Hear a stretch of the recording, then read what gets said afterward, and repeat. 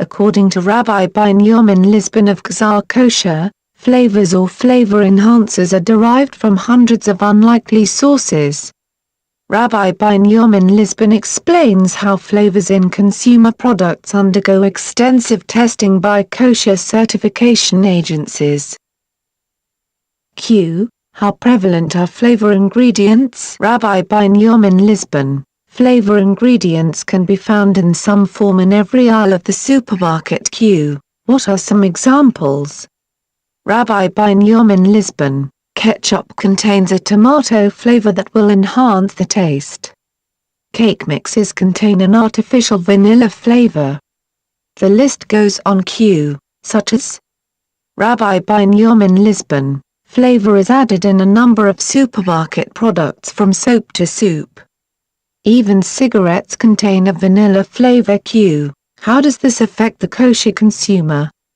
Rabbi Binyomin Lisbon. It can be frustrating when labels give no indication about the artificial and natural flavors used in the product. Q. Why do labels not properly define these flavors? Rabbi Binyomin Lisbon. U.S. law states that any consumer product only needs to label them as artificial and/or natural flavors.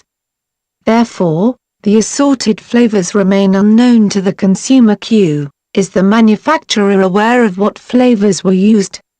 Rabbi Binyomin Lisbon. Unfortunately not. The manufacturer who uses these flavors generally has no idea what ingredients were used. Q. How will the purchaser know then? Rabbi Binyomin Lisbon. Exactly, that's the problem. Q. How do kosher certification agencies alleviate this problem? Rabbi Binyomin Lisbon. If asked, the flavor company will offer their formulations to the kosher certification agency. The agency reviews these ingredients to determine if they are kosher. Q. How would a kosher certification agency break down the different flavor components? Rabbi Binyomin Lisbon. Without a thorough flavor review performed by an educated expert, the agency has no way of determining what is contained in the artificial and natural flavors. Q. How does the kosher consumer determine the status of a particular flavor?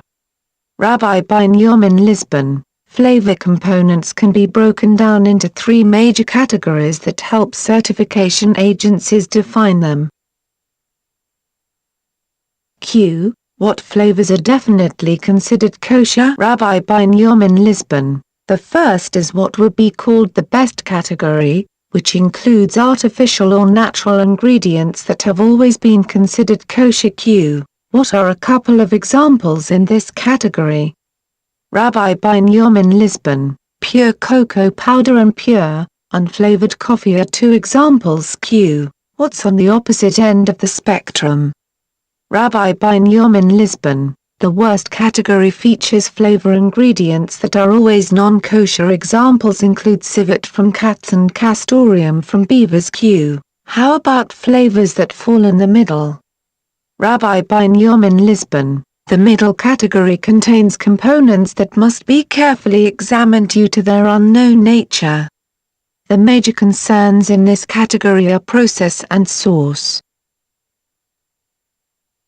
Q. What products are in the middle category? Rabbi Binyomin Lisbon. Popular examples of these products are gelatin, cheese powders and grape juice. Q. How will the food industry continue to educate consumers on kosher flavors? Rabbi Binyomin Lisbon. Given regular inspections from flavor manufacturers and their positive relationships with certification agencies, each consumer is assured that certain flavors are kosher.